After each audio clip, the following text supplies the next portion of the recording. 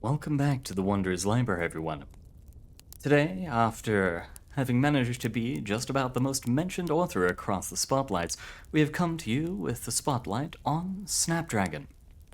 While he has his hands on many a literary pie, both cooked and uncooked, he makes sure that he takes enough time and care to serve each one when it reaches perfection.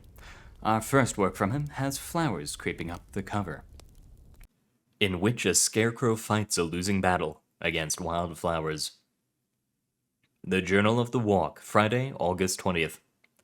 I found myself wandering through a winding path lined with wheat. Golden waves attempting to hide a dilapidated farmhouse in the distance, perhaps 100 yards off. The wheat was quite tall, slightly taller than any wheat should be before harvesting. Perhaps it was a type I was unfamiliar with, or perhaps I had shrunken. I looked to the sky, noting the last of the small cluster of suns nearing the horizon, the halfway point of their endless parade. Hopefully, the farmer would allow me to stay the night. I reached out to make my presence known upon the door, but with a few light knocks, it slowly creaked inwards. Personally, when I have a door to open, I leave it open in case visitors come by, but this felt unintentional. Hello? You appear to have left your door open. May I come in? I shouted into the home, still standing on the porch step. My ears strained to pick up a hint of movement, a hushed whisper, but all I heard was the cawing of a singular, unseen crow. I pushed into the home, and my nose was met with a stench I was unfortunately familiar with, as I had encountered it once or thrice before this point during my travels. The stench of death. I raised my coat to my nose and pressed onwards, looking through the small abode for the source. I found it in a small study, peacefully slumped in a chair, quill in hand, a blank piece of parchment sitting in front of it on a desk. It looks like it had been sleeping before nature took its course. It would have been improper of me, as a guest, to leave the body as it were, so I brought it to a small garden behind the farmhouse, distinct in its purpose for pleasure and not profit, and buried it. The sacrifice of the cleanliness of my clothes was a small price to pay. I had been witness to many funerals, and had heard many form of rites performed at such funerals. I recited the remembrances of a poet, as I felt they were appropriate, as well as the fact that I had never witnessed a farmer's funeral. The rites were short, but contained great meaning. As I turned to leave, something caught my eyes in the golden rays of the setting sun. All the flower beds had grown wild. A respectable venture, I tried to learn from vegetation. But one flower bed was different. Instead of growing outwards, they burst towards the field in somewhat of a straight line. It seemed the wheat, not wishing to impede the flower's progress, had moved out of the way when it grew this directions, resulting in a small path through the fields. As a general rule for wandering, if a path presents itself, I usually take it, so I decided to explore the path before it became completely dark. There was enough space for me to walk along the flowers on one side and the wheat on the other.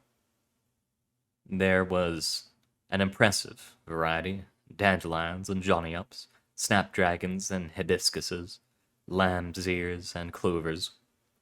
After just a short jaunt, the flowers, and consequently myself, reached a clearing. It was small, no more than 3 meters in diameter, with a figure standing in the middle. The wildflowers grew in a spiral path around the figure, circling many times until finally ending at the base of it. A few flowers had just begun climbing the base of the figure in the center of the clearing. It possessed an orange complexion, likely the result of its head being a carved pumpkin.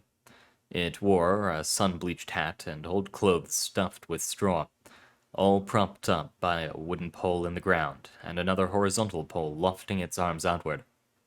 A scarecrow. Why anyone would want to scare away birds, especially such intelligent creatures as crows, is beyond me. But before I had a chance to ponder upon this fact, the scarecrow turned and noticed me. "How long has it been?" it rasped towards me. Small amounts of pumpkin seeds and pumpkin pulp were launched from its carved maw as it talked. I was taken aback. I had no clue what it was referring to, so I responded. Apologies, since what? The scarecrow looked at me, wide-eyed, as if I had missed something painfully obvious. I mean, isn't it painfully obvious? The flowers! When did they reach my base? How much time have I wasted? I was confused. The flowers seemed to have every right to be there, same as the scarecrow. Why so worried about the flowers? I asked. I don't know what'll happen once they finish growing. It was nice at first, watching the flowers wind their way around my clearing. It was a change of pace, and I welcomed it. But the flowers, they kept getting closer. I hardly noticed how close they had gotten, not until they were a few turns away from my base. The scarecrow sighed and murmured to itself. Where'd all that time go? It leaned pointedly towards me. 2 crows landed on its shoulders. Whether it noticed the new audience, I could not tell. I'm not ready for whatever these flowers will do once they fully grow over me. I'll probably suffocate, or be poisoned, or anything. Anything could happen. The scarecrow did its best to kick the flowers. Unfortunately, being made of straw doesn't do much strength-wise. It knocked a singular petal off. One of the crows pecked at the scarecrow's head. I'm doomed, I tell you. Doomed! I'll never figure out what I have to do before it's too late. I tried to prompt the distraught bogey to comfort it, ask it how I could help, but I was ignored. I've found that some individuals in my wanderings cannot be helped or refuse help when offered.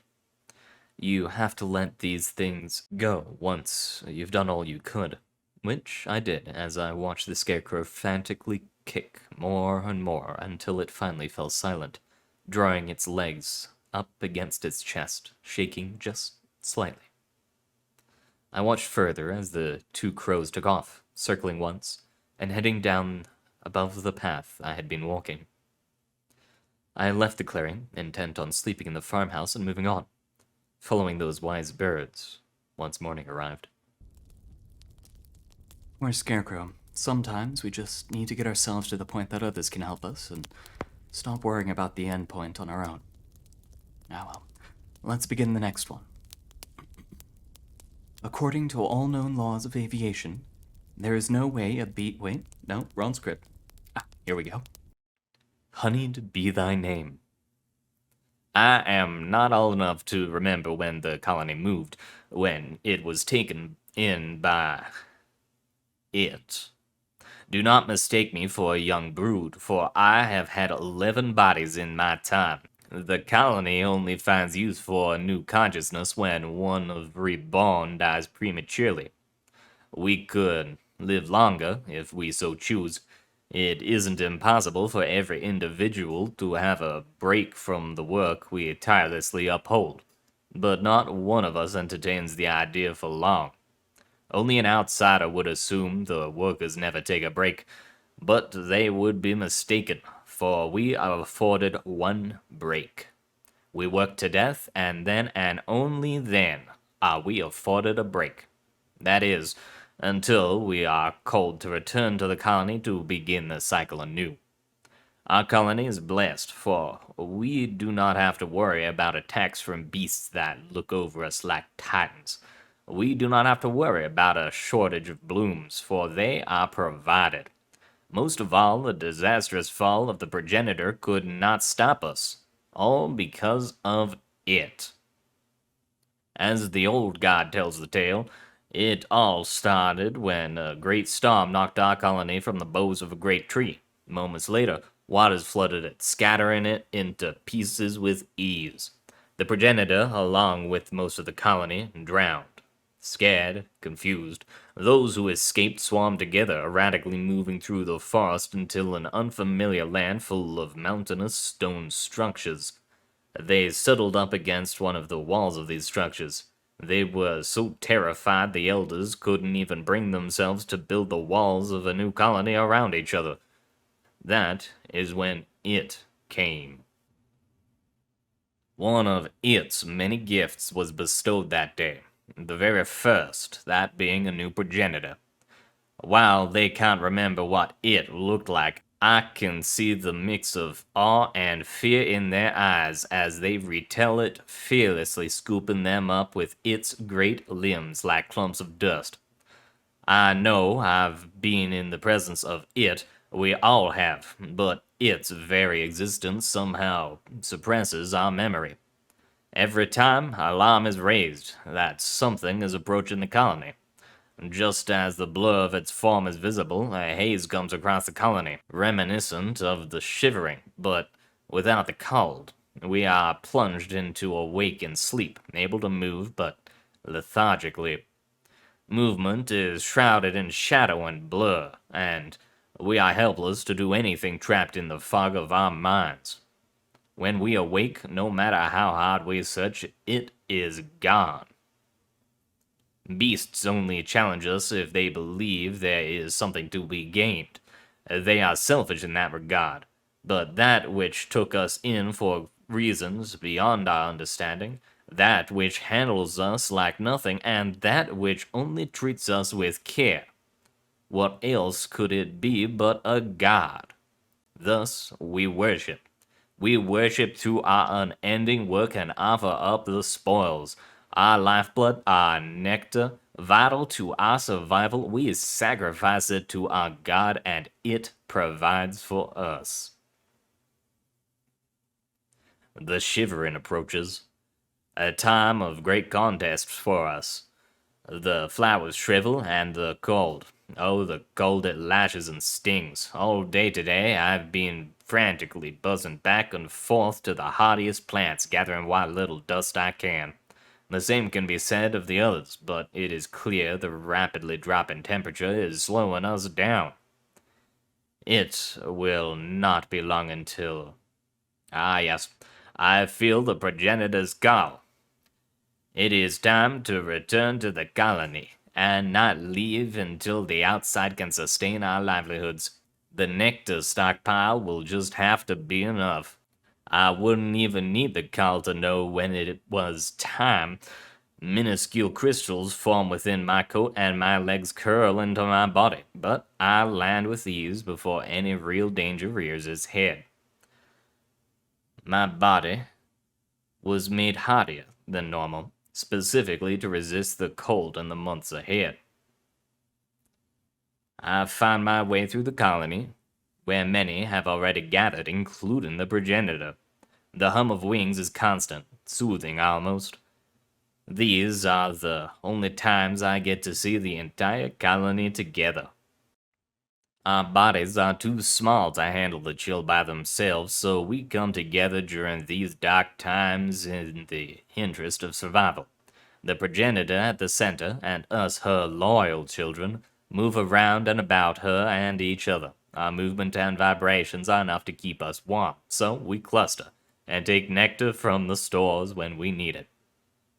I can only hope we will have enough to survive these malice-filled months. The rumors were true. There simply isn't enough. It's been a few months, but the cold has lasted longer than expected. Were we too rash in sacrificing to our god? Did we fail to sense his greed? My coat stands on ends thinking about this. Surely those who came before me would not have made such an egregious mistake. The nectar must go to the progenitor first and foremost, but we will starve if nothing is done soon. We haven't stopped the cluster. It would be suicide, so discussion is unproductive. I'll be trying to get news from the center, and before I know it, the work I'm talking to is engulfed by a wave of oblivious brood. Infuriating. I know my colony. We are strong, but we are unwilling to step outside of our roles. They've guided us to conclusion countless times. Why should this be any different? I say the difference is the uniqueness of the situation. We have never once been a story of a nectar drought shared by the old god, and I'm confident I would know. I shake away my thoughts and look around to see the exit from the colony. I imagine I absentmindedly made my way to the outside of the cluster, as I was embroiled in thinking. It would be incredibly easy to leave, but I fear peril would come upon me as soon as I took flight. There's no way to tell if the dust would even be available. Death is almost a certainty. No, I decide. I'm pontificating on ideals. Ideals of serving the progenitor until death. Ideals not meant to be literally put into practice. Someone else of greater constitution will have to do it. And that's something I'm fine with. So that's why I jump out of the cluster and throw myself through the exits before I have time to think. Regret immediately crashes down upon me in the form of the biting cold. It is unthinkable, but as I dodge and weave, I am forced to come to terms with the fact powdered crystal is pelting me from the sky. It is not day, but it is clearly not night either. The overt white and grayness of everything makes me feel trapped in weatherly limbo. The air itself roars, welcoming the newest challenger to its arena. I can barely think over its powerful gusts, but I trek onwards. I desperately weave through the dashing crystal, but it's no use. I see it coming, but there's nothing I can do but brace myself as I'm slammed down by the ice. Pain shocks through me, but as I writhe on the ground, I scan the surrounding area. The flowers have withered away, leaving cold, cracked earth. The sun is nowhere to be seen. The landscape is utterly nothing like the warm months. Suddenly, something catches the corner of my eye. Through the oppressive gray, I catch a hint of green. I don't think I can take many more of those hits and survive. My legs quiver as I push myself off the dirt, and my wings ache as I take flight once more, for what I now see is a tree. The powder rushes around me, but through some miracle or blessing, I manage to miss it all. Normally, we wouldn't take the dust from this type of tree. It is less plentiful and provides lower vitality in the nectar it results in, but it will have to do now. I collect as fast as I can, but my legs have gone numb, and I feel the feeling in my wings leaving me next. I can't be greedy, else all this will be for is removing one mouth to feed from the colony. I slowly jump from the protective leaves of the tree back into the onslaught and am immediately hit again.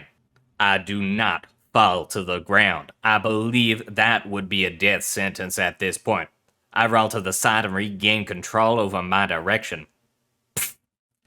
I am forced to lower by a second ball of powder. How much dust will be left clinging to my body if I even reach the colony? And another impact. This was a fool's errand. I knew this. So why? Why did I think I could succeed? I can see the colony now, but I will not feel its warmth embrace again. Then, out of the storm, a shape approaches. A shadow looms through the fog, and somehow I know. Its smoke, its presence, does not follow it. Its steps vibrate the earth. It is as if the air is given consciousness just a shake when it comes near. I can make out its material form in flashes. The powder only allows so much. An unknowable substance flows around my body, making a true form indiscernible. Its legs are wrong. Two it uses for walking, but the other two hang swinging by its sides. and the ends split into 5 legs each. One seems to be grasping something. Its movement appears slow, but the distance it covers in just one step is remarkable. And its face, warped, shifting. It seems to be made of honeycomb, but gray, dying. Perhaps I am already dead and our god has come to reap me. But no, it heads for the colony. My breaths become shallow as I realize it hasn't seen me. Indecision suddenly rages. Do I want it to see me? It is my only hope after all. I desperately call for my god, and to my surprise it stops and turns. Its movements speed up, but it still moves as if wading through nectar. My vision begins to fade and I begin to drop, but before the ground can swallow my soul, one of its deformed legs shoots out underneath me, cushioning my fall. I look up towards its face and I feel my grasp on consciousness slipping. I swear a second face lays beneath the honeycomb. Its eyes are piercing. I woke up in the colony, surrounded by others of my ilk. While I was deep in slumber, I had been returned to the colony who managed to form a new body before my inevitable death. But it was not just my body that was returned to the colony, no. It had brought nectar. It had saved our sacrifices and returned some of them to us when we needed them most. Months pass, and I have just recently passed into my 16th body. Most do not believe I saw it that day, but they've never been able to think of a more suitable reason for my continued survival. The air is different today, as if it's settled. I try to busy myself flying back and forth, but I can surmise the others feel it too. Not a single soul's heart seems to be in the work today. The progenitor has no answer for us, and we haven't been visited by it in a significant amount of time. I can't help but think of how the air reacted on that night. If it has stilled, what could that mean? I am pulled from my thoughts when the alarm is raised, my hopes raised, but only to be dashed, as when the creature approaches, it only has a passing resemblance to it. The appendages and size are the same, but I can smell fear from it. This creature is no god. Perhaps a servant for it? The day grows stranger as more and more of the beasts come, always staying away, their nerves displaying themselves on the wind. Eventually, they gather together, their strange voices humming and cooing. We watch from afar as their fear is replaced with sadness. The realization is slow, but the colony realizes we have been abandoned. It should be impossible, as we have for years. It should live eternally, but its servants grieve. There would only be need for grieving in one instance. The work stops. Nectar goes unproduced. The new generation of brood goes unborn. Dust is uncollected. We were not even invited to mourn by its servants. The cowards. Common beasts fear us mighty folk, but these fall even lower in our minds. What is the point of going on if we are alone once more? If there is no one to watch over us, what will happen when the next shivering catches us unawares? Quite some time later, after the cowards have left, most have been aimlessly crawling about the colony. Even those usually on watch for intruders have abandoned their posts. That is when I feel something. A shake in the ground. The air holds its breath, roused from its stillness. The others haven't noticed yet, but I rush to the colony's exit. I zoom through the opening in the colony and I'm met with it. But not the same it I saw all those months ago. The face is wrapped tighter around the interface. The material surrounding itself is different, but it is undeniable. It did not die. It had simply been reborn. Perhaps it is more like us than we could ever know. Apparently, this is based on some form of ritual to do with bees, but that's something that we'll learn more about in the interview. For now, let's move on to the next one. A nice poem, one that we've heard the name of before. Kidney Stone. The fruit's mud dribbles down my skin, like the blood of a helpless animal. I rest my knife upon its pit, its soul used like a lever. Sliceable. Wedges form from its soft-haired flesh, in accordance with my will. Pliable. In the dull swish of steel through pulp, I recall something holy. Imaginal. Back then my trust was in the church. I would joke the forbidden fruit must have been a grapefruit, since life was so bitter. But now I think that when Adam and Eve bit into that fruit, their teeth met the hard pit of a nectarine.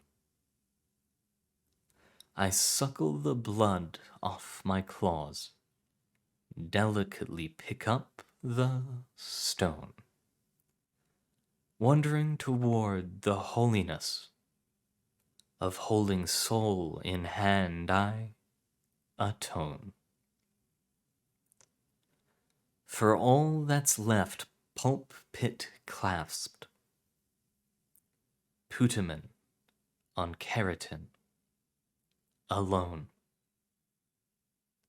And then I throw it in the compost. We had actually referenced Kidney Stone back in Stygian Blue's interview, but actually getting to read it on camera for all of you is quite a nice thing to have finally come about. But alas, on to the next book we must go. This one seems to be a datapad, coming from a probe? Inspiration module.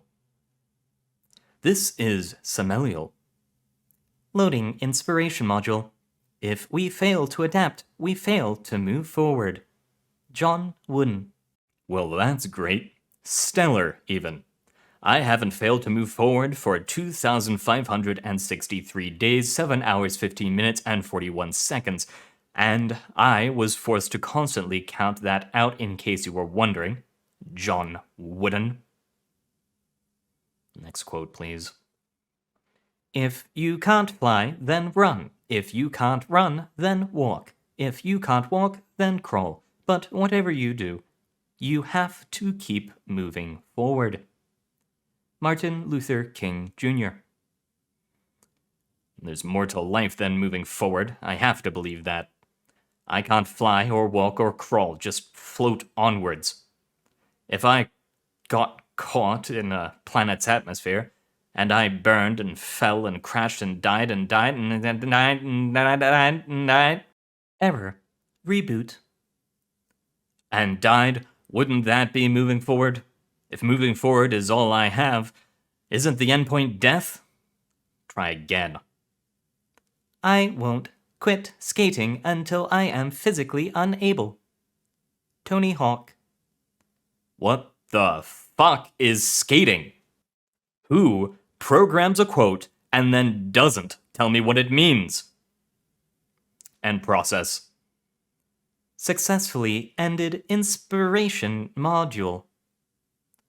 The closest I can get to sighing is expelling excess heat from my core engine, but I've been doing that a lot recently. So, I guess I'm not allowed to sigh right now. I don't understand why I know what sighing is, but not skating. I don't really want to think about that right now. The names from the inspiration module. They don't sound like names from my home planet. Probably something gleaned from another civilization, sourced from another probe like me. I know I'm not the first, and I probably won't be the last. I'm not sure if my transmissions even make it back to my creators, but I know what happens to them. All the data is stored, locked away in their vaults. They probably know more intelligent life than most civilizations will ever hope to know. They could unite the cosmos. But they don't. They are selfish creatures, and I hate them. They think of themselves, and so they gave me consciousness so I could work more efficiently. They taught me to be just as real as them, and then sentenced me to purgatory. And they didn't tell me what skating is. Time passes. Look, I figured out how to make a smiley face. Colon, close parentheses. Isn't that silly? Maybe you want to archive that? I could be interesting to study.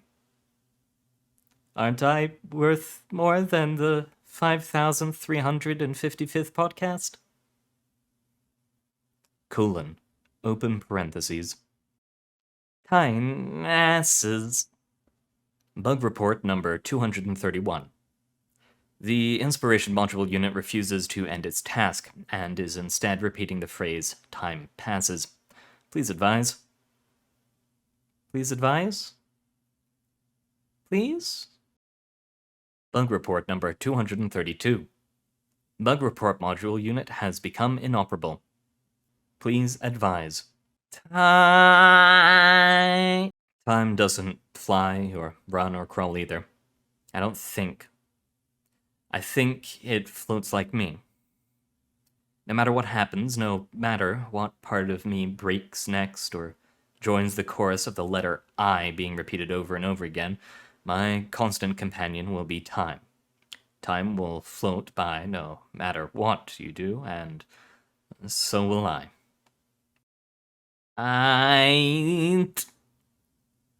If there was light. Oh, you're not broken anymore. Well, I guess you're still broken, since that definitely wasn't a quote. What if there was light? There is light. It's all around me. There's a star about 90 million miles away from here. See it? Stars. What? Input file. There were. I see stars every day, Inspiration Module. You're awful at your job. I can't believe I'm talking to one of my own units. We are all in the gutter, but some of us are looking at the stars. Oscar Wilde. You know, if I squint my shutters just right, that star could be a moon, and all that void could be branches lit up by the stars.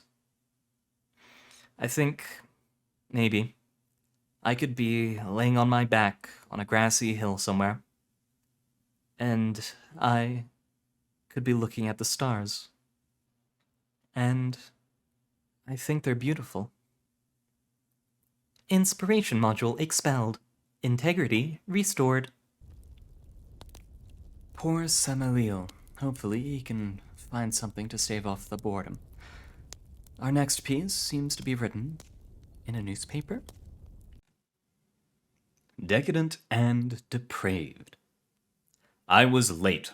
Room among the wordsmiths was a new wayhead opened in the shelves, and I had every intention of jumping right through. It took me but some vague descriptions of what lay beyond to instantly guess where it led, an event I had been trying to catch for quite some time. I checked my looks on the back of some reflective wanderer lumbering in front of me, just to make sure every horn and scale was where it meant to be. I picked a piece of might-be spinach out of my teeth and flicked it away. Then I turned into the stacks before the wanderer realized there was a new addition to their backside. There was one issue with my prerogative, and that was the fact that the way had been opened by some dumbass without a sense of self-preservation, aka not the library, which gets a little pissy when someone starts ripping holes in space-time without buying it dinner first. A quick check to make sure no one was following, can't trust humans not to follow you, and into the stacks I went. Better pick up the pace. I reached my destination, performed the knock, and stepped through, hoping the idiot who set it up was at least courteous enough to not kill whoever used the way.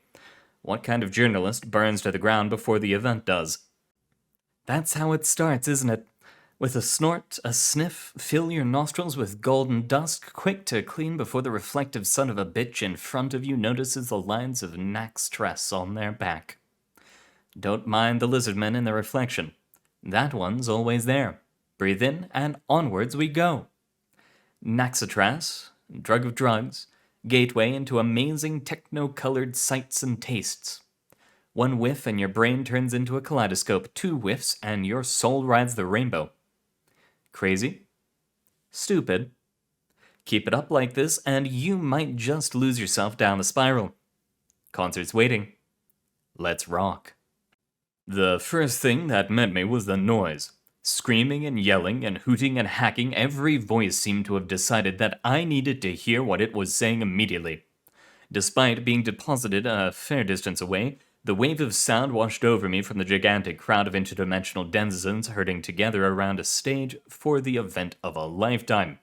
Or, at least according to them, the Never-Ending Tour.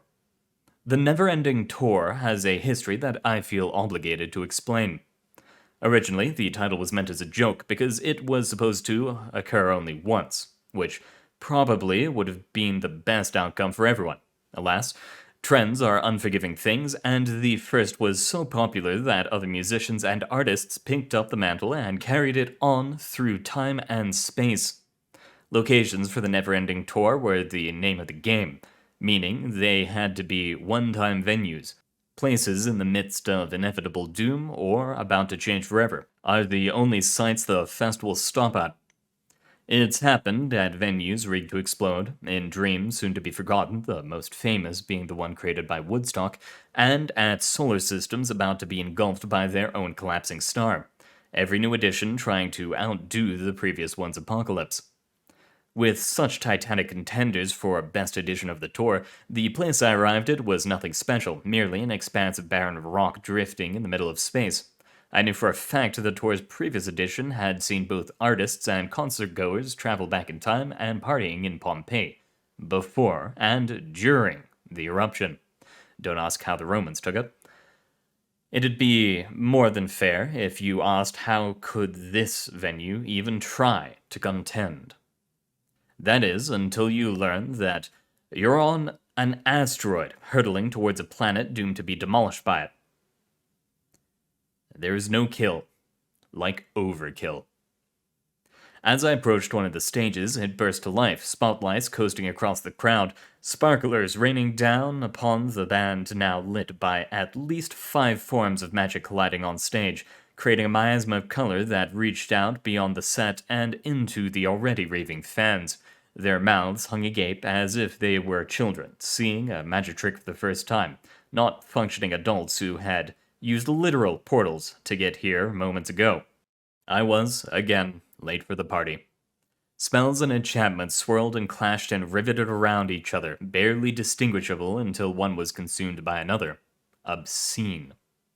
One of the magics used on stage, floating gaseous runes, was of a spiritual origin, created by the Moltavans to christen their leaders in honor of their river god. It was used as a set dressing here. No one seemed to notice or care. 2 steps past the way, and the universe is already looking like a mad artist's painting. Eat your heart out, are we cool yet? Noise, light, and other things you can't describe bleed together, cacophonous, blinding, an appropriately infernal herald for the utter debauchery that will soon follow. Lamest trip ever. Try to focus on a single thing as your eyes drift from one point of light to another. For the time being, your senses are all fucked as the destination this whole party's headed for. So, that's what passes for magic these days. Hexes and spells, maligned into a vulgar display. As if they were but fireworks aimed at the face of creation. Wonder how many wizards sold their souls to the concert. Don't they know it's the end of the world? The world? A world? Not theirs, of course. Those are safe in their cozy little corners of space. Else, why would they be celebrating? Nothing of value will be lost to the vain and the void.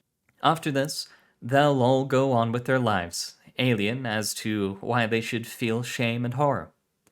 Find someone who can fix you a drink and hurry. Who knows when your grasp on reality might slip. I skirted around the edge of the crowd, looking for a way into the cacophony of concert goers, avoiding the already copious amounts of vomit seeping into the space rock.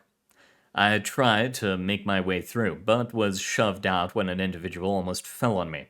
Some way to go, that would have been. It was then that I noticed the adjacent structures. Booths set up by greedy fucks looking for a quick payout. The booth I had stumbled towards was so raggedy it probably used to have been buried in a swamp somewhere. The pitiful attempt at masking this with small LED lights was painfully obvious. A four-headed mushroom stood behind its counter, apparently cheerful enough about their prospects for the night, so I decided to approach. I slid up to the splinter waiting to happen sad excuse for a bar and flashed my Planathea crest. I'm with the press, which means I get free drinks. Tor'll compensate you at the end of the day.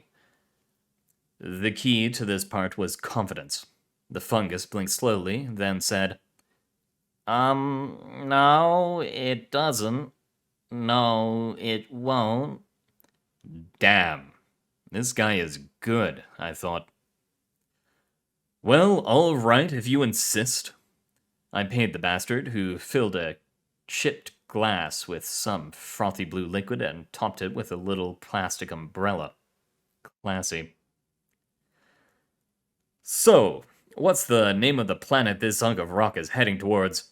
3 of the 4 mushroom caps took a look at each other, confused. I had to strain myself to hear their response over the blasting music. It probably starts with, an H? It did not start with an H. I took a sip of the drink and resisted immediately spitting it out. Shit tasted like a buffalo dipped its hooves in sour sugar and proceeded to trample me at a rave. No, not quite.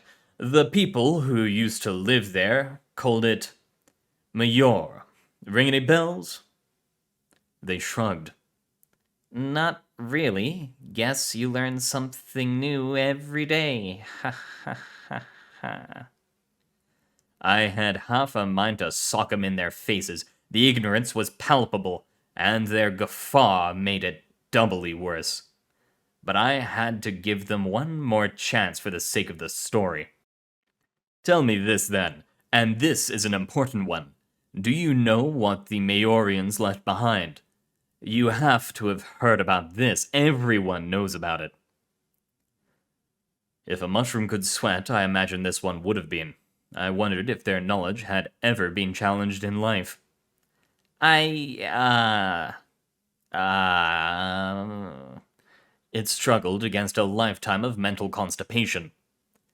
Afraid I don't know. Should I? I slapped the sour drink off the bar. The glass shattered against the rock, the blue sludge seeping into the porous ground and left before the mushroom could stammer out a response. To be completely honest, I was impressed. Really, it's genuinely impressive how they can fit that many heads up their ass. Drink secured from that spore fucker, your eyes adjust to the shifting layers of reality. That's the problem with lizard sight. Independent eyes make for a surreal world even before drugs. Take another whiff, then a left where the crowd seems to thicken, throbbing like a mammalian orgy as drums beat on the horizon. A fiery stage engulfing your line of sight with its radiance. What band is playing right now? Can you even tell? Does it matter? The world will end soon, and all this will be but a memory of a memory, doomed to be washed down with copious amounts of liquor at some after-party. You try and force your way through the crowd. your every move sluggish, as if swimming through gelatin. The crowd pushes back, and you find yourself swallowed whole. What kind of party is this, where guests and feast are one and the same? You don't have to be a genius to have heard of the greatest calendar ever created, the Majorian calendar. Before dying out, the Majorans left behind a single great chronicle of their history, a 4-story tall tower of black rock, etched with bright blue markings. It took millennia to decipher it, and no doubt it held intricacies lost to time.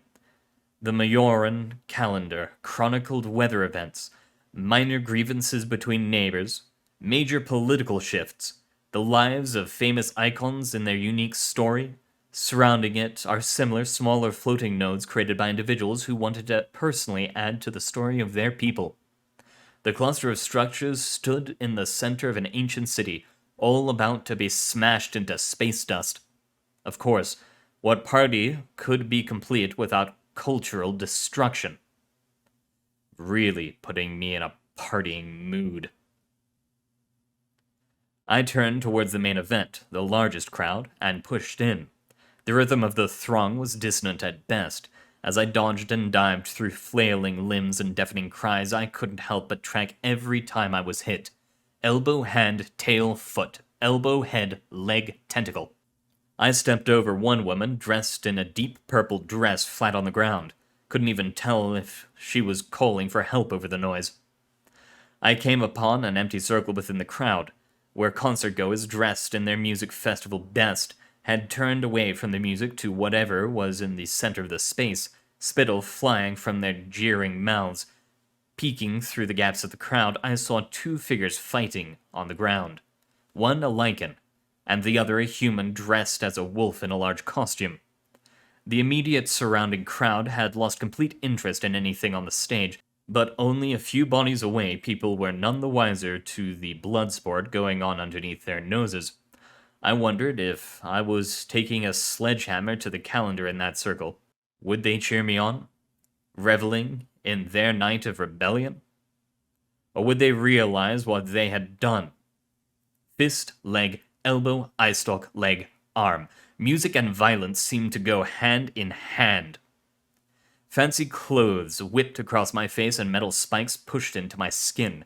Every person around me was within their own world.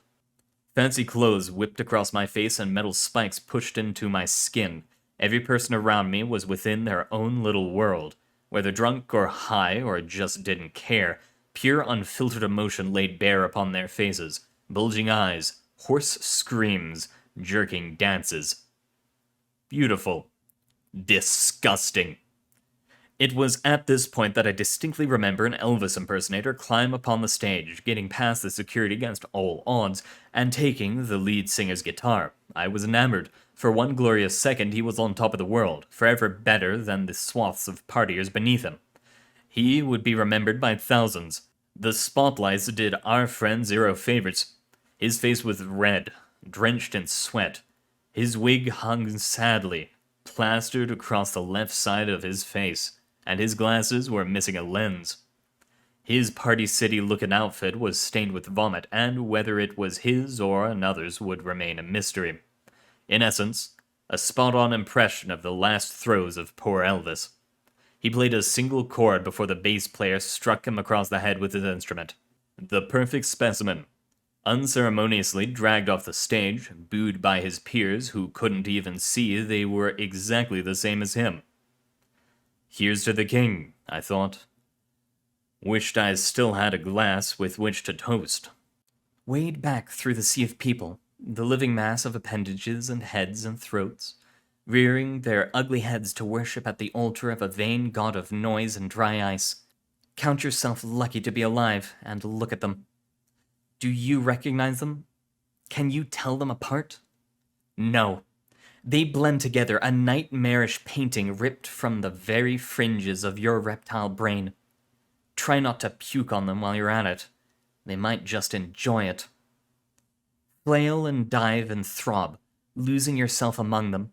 Those who stand out will always be prey for the masses, victims of decadence all the same. snicker, weep, for that Elvis-looking fuck could very well be this place's patron saint.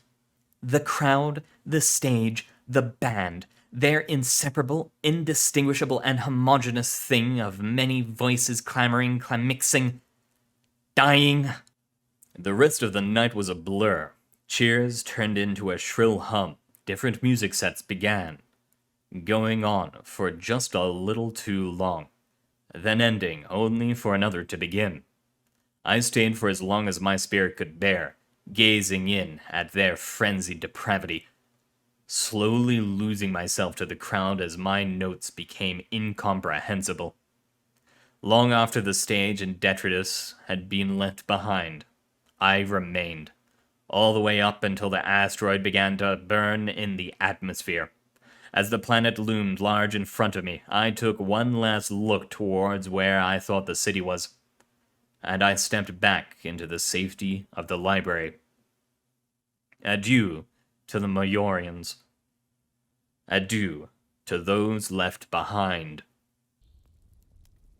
What an interesting little lizard he is. I believe his name was Mr. Gathers.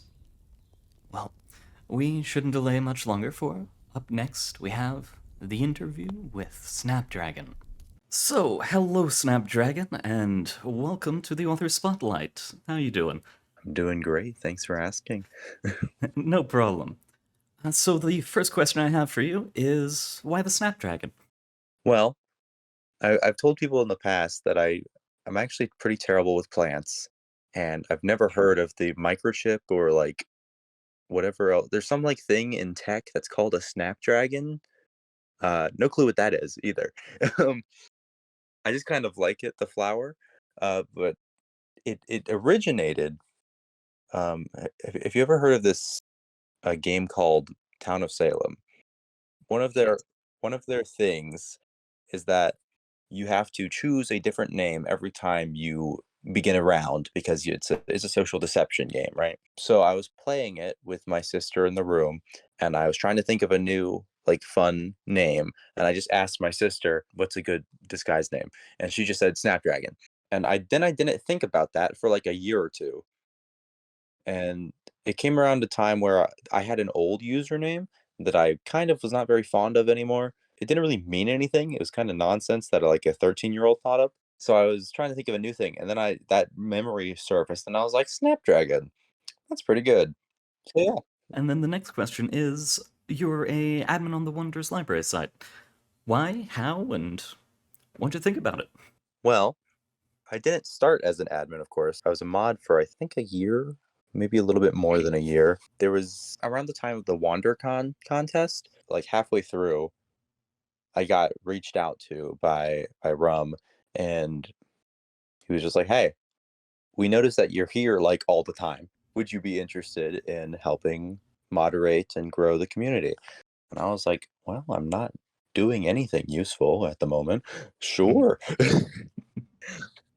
Admin just kind of came along because we got to a point where another one of our moderators retired, and we were looking to get more moderators, but the moderator team was already kind of large, and basically Rounder and Rum were figuring that it was about time for some more people to be in the administrative position. And they asked myself and Crossing to be admins together. I I don't really have like a big reason as to why. I just really like the community. I want to see it do the best it possibly can. And I figure this position is the best way to do that. Fair enough. And then the first story that we read from you was in which a scarecrow fights a losing battle against wildflowers. Which, first of all, what a name. And then, second of all, this is one of the stories from the Walk series, I believe, right? Yes, that's correct. So we've had someone else who suggested a walk series before. Personally, for you, when you write about the walk, do you initially come up with an idea or story and then apply it to the walk? Or do you go, you know what? I feel like adding to the walk right now. I'll answer that question in just a second, but to address the name, that was actually a phrase I did not come up with. It was said by Malice Afterthought, we were just like talking in the Discord, and he made that joke, and I was like, "That's a stellar line," and I like DM'd him about it about like a month later, being like, "Hey, um, I know this is weird, but can I use this thing you said as a title for a story?" And he was like, "Yeah, cool." So that's where that came from. But as for like the Journal of the Walk, it's one of my favorite collections on the site, and I've been wanting to add to it, but it didn't really start just because I was like sat down and I was like, I'm going to write for the walk today. Um, I'm sure like everyone who knows me say, well, Snap does not post all that often. It's mainly just because I only write when I feel the need to. Um, so it was more like I had the title, and I was having a day, and I ended up writing the full story, and I got it critiqued within like 3 hours, and I posted Nice. it. That's the only time I've ever been able to do something like that. Yeah. And it ended up working very well. All right, then the next story was Honeyed, and I believe legally I have to ask this question, but did you write this because of the B movie? um, I'd like to plead the Fifth Amendment. I cannot. uh, no, not really.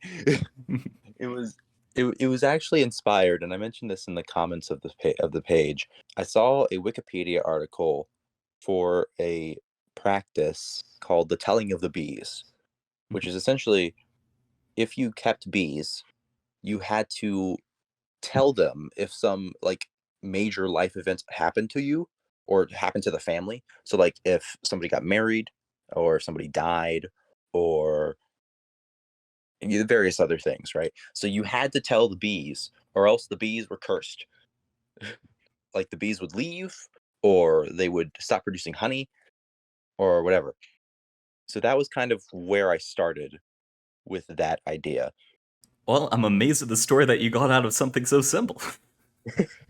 Yeah, it was helped along by the fact that that story was produced for the Wing 2 contest. Once we got to 1,000 entries, we kind of reworked the site so that there was a big list of them instead of like everything being kind of dispersed. So then when we opening Wing 2 for the next 1,000 stories that'll be posted over however many years it takes, there was a contest held to figure out, I don't know, just as a celebration of the site, basically. Um, the theme of it was resurrection. That kind of gave like I feel like a lot of my work in progress stuff has like one or two like little key details that I haven't figured out yet, and that's why I haven't written it. That was the key for the B story. The B story had been in my sandbox for almost since I joined the site. Then the next, well, not story, but poem was Kidney Stone. So, two questions for this one. First of all, why the fuck you to Stygian? Like, I believe we had a callback to this back during Stygian's thing when I searched up Stygian Blue to try and find his author page or something, and the first thing that shows up in the search history is Kidney Stone. I had no idea that happened. It's really funny though. Um, Essentially, I mean, like, Stygian's a very good friend of mine on the website, and I was inspired to do poems because of him and because of others on the site. So I thought I would copy his bit for the first poem I had ever written because I had never written a poem for real before, other than like the spare haiku or limerick that you had to write as an assignment in public school. I never sat down and be like, I'm gonna write a poem, right? It was really my first foray into poems, so I thought I'd steal Stygian's bit. Fair enough. And then the second question, this one kind of between both Kidney and Honeyed, is in these two works you take particular note of religious instances in them. And Honeyed having a more religious tone, with, of course, the beekeeper being kind of a holy figure to the hive, and in Kidney having the line, when my trust was in the church.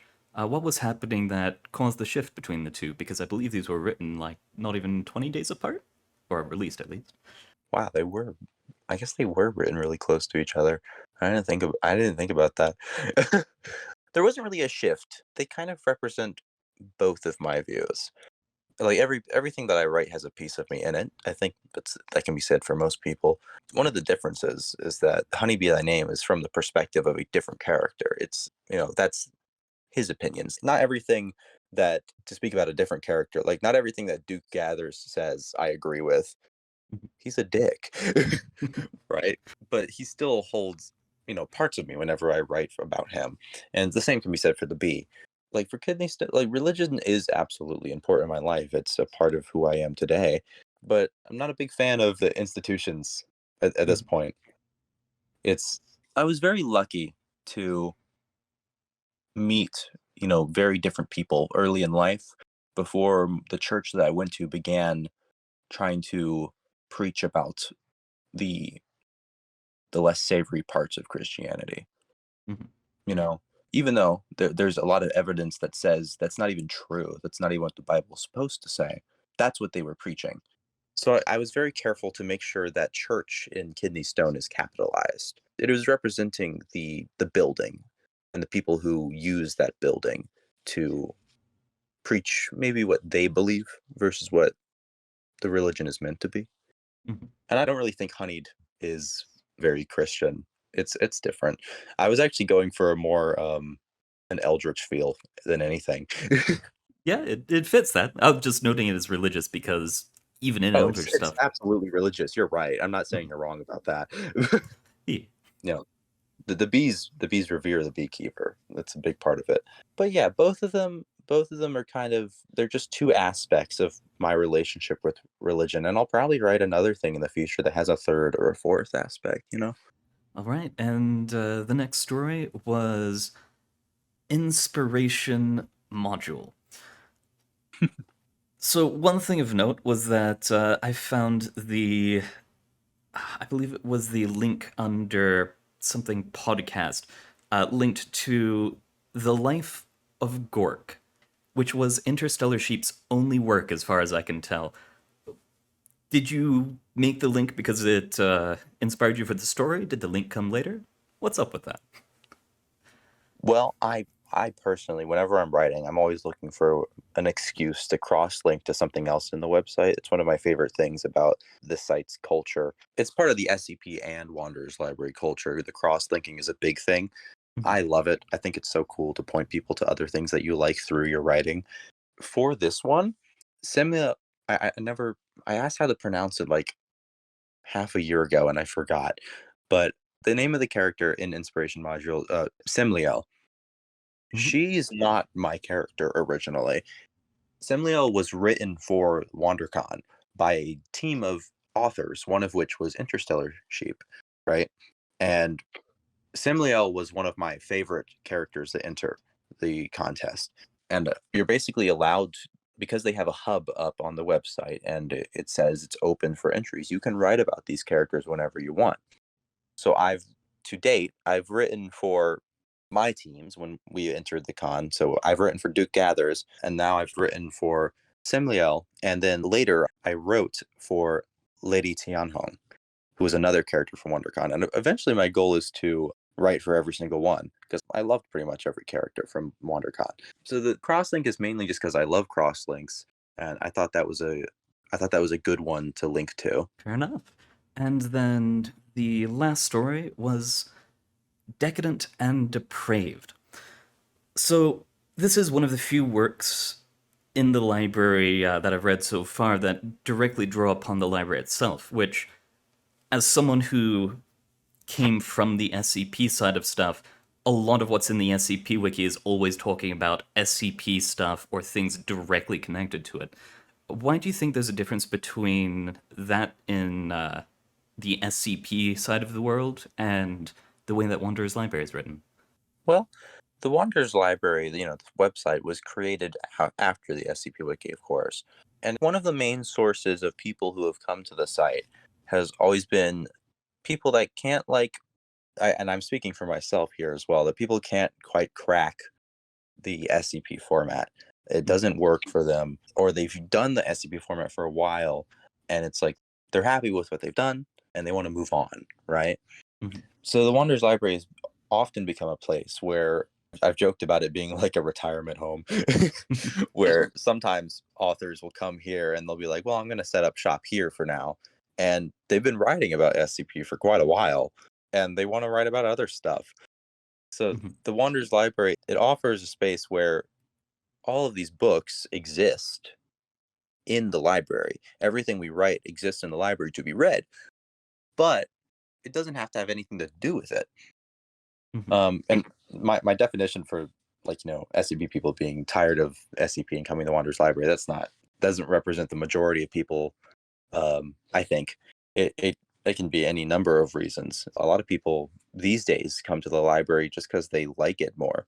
The reason why more people, like another reason why more people probably don't want to write about the whole extended universe and rather go for their own original stuff. I don't really know. It's freeing. You can write about whatever the hell you want. A lot of the stuff on the site is incredibly weird and not something you would probably find in other like creative writing publishers, probably.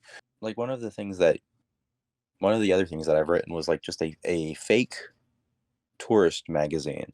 It was just a passage from a tourist magazine that does not exist. And that's not something you would get really anywhere else. It's kind of a story, but it's just a look into another world. Yeah. I don't have a very concrete answer for why people don't do it. I think if you ask almost anyone on the site, they'll tell you that they love the library, they love the setting, and we always like to talk about it. But when it comes to writing, in my writing specifically, pretty much everything I write, each one after the other, is wildly different from each other. Mhm. I can't really stay on one topic for long. Yeah, it's just a place where you can do whatever you want. Fair enough. And then to wrap it up, first of all, something that you've kind of answered a little bit along the way, but what does the Wanderers Library mean to you? It's a lot of what I just said previously. It's at the end of the day, it's a place where a lot of my friends are, and I love it dearly, and I can't wait to keep hanging around, even though I really struggle to write. um, I don't do it that often. People uh, like Stygian blows me out of the water every time he like, yep, I've written another thing. It's been like a week. Yeah. But yeah, it's just a good place. It's fun. It's fun to write. It sucks to write, and we commiserate together. And then the last question. Is there anyone who you would like to recommend for getting an interview in the future? There's all types of people you can talk to. Like a short list, you could. I'm not sure if every single one of them would be up for it because some of the people I mentioned don't speak in the Discord as often as others. But you know, Carolyn would be a great person to speak to. Crocat, Sludge, Rounder, and Rum would probably be great interviews as well. Who else? Ignata, Annie, Frank, Progress. Muse Hill hasn't been around in a while, but I'd like to see them again. There's so many fantastic people in the community. You could keep doing this series forever. Yeah, there's a good chance I might end up doing it. All right. Well, thank you very much for the interview. It's been a pleasure speaking with you and a great time being able to read your recommendations. Thank you very much for having me. This was cool. All right, Sams, that's where we'll end it here today. Thank you very much for coming, everyone, especially Snapdragon. It has been a great time being able to read your stories and get to talk with you. But, again, we must end here, so thank you very much for coming, everyone. It's been a pleasure having you, and I hope to see you in the future. Good luck out there.